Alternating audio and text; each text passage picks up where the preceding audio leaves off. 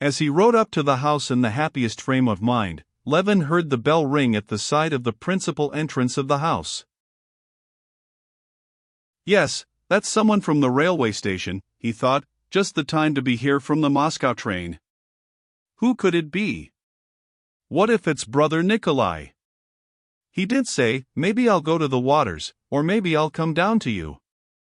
He felt dismayed and vexed for the first minute, that his brother Nikolai's presence should come to disturb his happy mood of spring.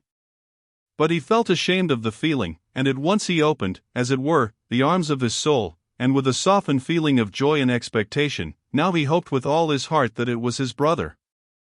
He pricked up his horse, and riding out from behind the acacias he saw a hired three-horse sledge from the railway station, and a gentleman in a fur coat. It was not his brother.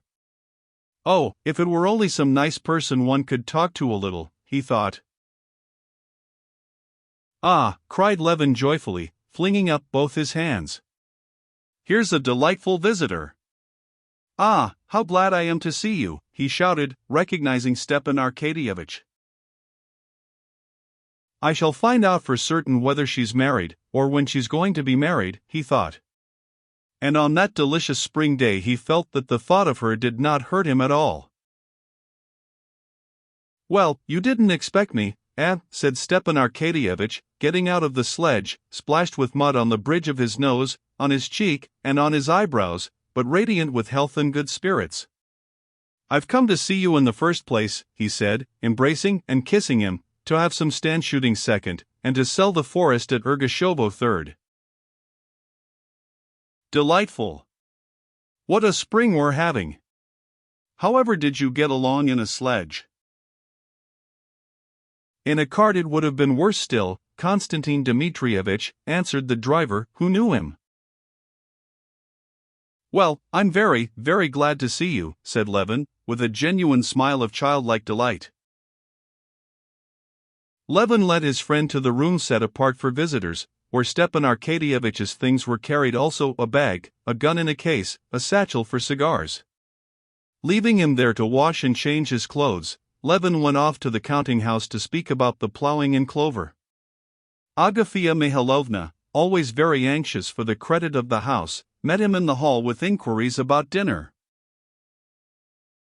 Do just as you like, only let it be as soon as possible, he said, and went to the bailiff. When he came back, Stepan Arkadyevitch, washed and combed, came out of his room with a beaming smile, and they went upstairs together. Well, I am glad I managed to get away to you.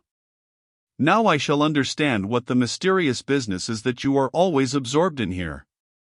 No, really, I envy you. What a house, how nice it all is. So bright, so cheerful, said Stepan Arkadyevitch, forgetting that it was not always spring and fine weather like that day. And your nurse is simply charming. A pretty maid in an apron might be even more agreeable, perhaps, but for your severe monastic style it does very well. Stepan Arkadyevitch told him many interesting pieces of news. Especially interesting to Levin was the news that his brother, Sergei Ivanovitch, was intending to pay him a visit in the summer. Not one word did Stepan Arkadyevitch say in reference to Kitty and the Shcherbatskys, he merely gave him greetings from his wife. Levin was grateful to him for his delicacy and was very glad of his visitor. As always happened with him during his solitude, a mass of ideas and feelings had been accumulating within him, which he could not communicate to those about him. And now he poured out upon Stepan Arkadyevitch his poetic joy in the spring, and his failures and plans for the land, and his thoughts and criticisms on the books he had been reading, and the idea of his own book, the basis of which really was, though he was unaware of it himself, a criticism of all the old books on agriculture. Stepan Arkadyevitch, always charming, understanding everything at the slightest reference, was particularly charming on this visit, and Levin noticed in him a special tenderness, as it were, and a new tone of respect that flattered him. The efforts of Agafea Mihalovna and the cook, that the dinner should be particularly good, only ended in the two famished friends attacking the preliminary course, eating a great deal of bread and butter, salt goose, and salted mushrooms, and in Levin's finally ordering the soup to be served without the accompaniment of little pies, with which the cook had particularly meant to impress their visitor.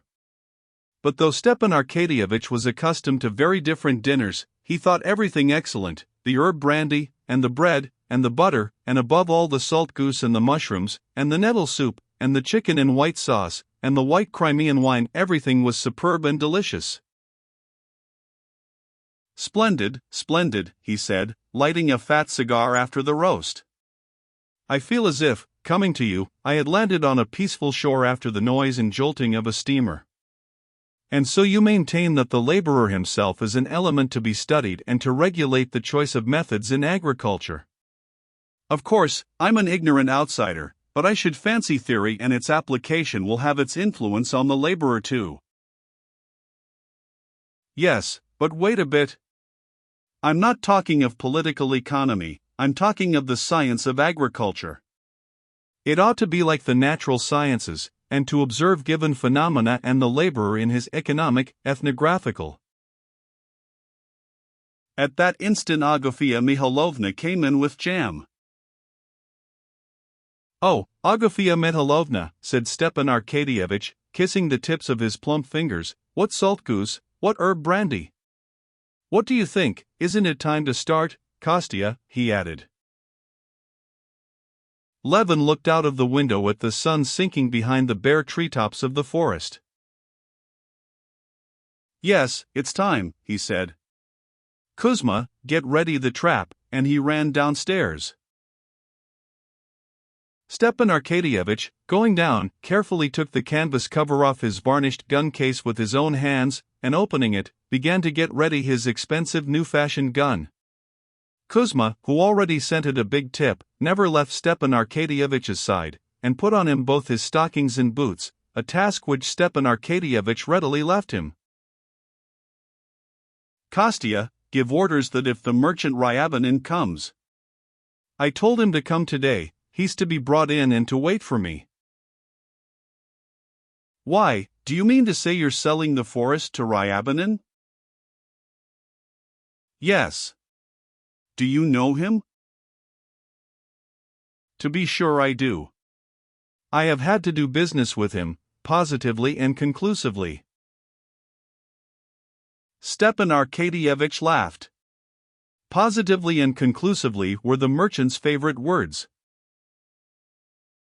"Yes, it's wonderfully funny the way he talks. She knows where her master's going," he added, patting Laska, who hung about Levin, whining and licking his hands, his boots, and his gun. The trap was already at the steps when they went out.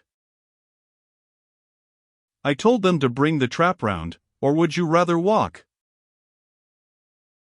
"No, we'd better drive," said Stepan Arkadyevitch, getting into the trap. He sat down, tucked the tiger skin rug round him, and lighted a cigar. "How is it you don't smoke?"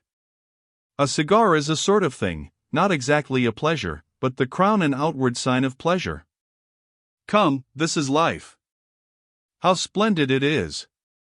This is how I should like to live." "Why, who prevents you?" said Levin, smiling. "No, you're a lucky man. You've got everything you like. You like horses, and you have them, dogs, you have them, shooting, you have it, farming, you have it." "Perhaps because I rejoice in what I have, and don't fret for what I haven't," said Levin, thinking of Kitty. Stepan Arkadyevitch comprehended, looked at him, but said nothing.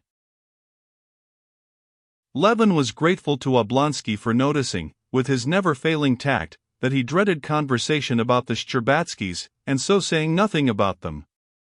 But now Levin was longing to find out what was tormenting him so, yet he had not the courage to begin. "Come, tell me how things are going with you," said Levin, bethinking himself that it was not nice of him to think only of himself. Stepan Arkadyevitch's eyes sparkled merrily. "You don't admit, I know, that one can be fond of new rolls when one has had one's rations of bread. To your mind it's a crime, but I don't count life as life without love," he said, taking Levin's question his own way. "What am I to do? I'm made that way. And really, one does so little harm to anyone, and gives oneself so much pleasure. What? Is there something new, then? Queried Levin. Yes, my boy, there is. There, do you see, you know the type of Ossian's women?